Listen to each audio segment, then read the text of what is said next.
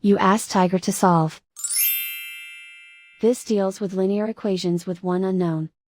The final result is x equals 10. Let's solve it step by step. Simplify the expression. Find the greatest common factor of the numerator and denominator. Factor out and cancel the greatest common factor. Swap sides.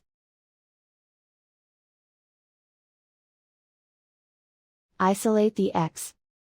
Multiply both sides by 100. Group like terms.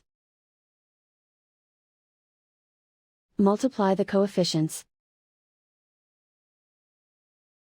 Simplify the fraction. Multiply the fractions. Find the greatest common factor of the numerator and denominator. Factor out and cancel the greatest common factor.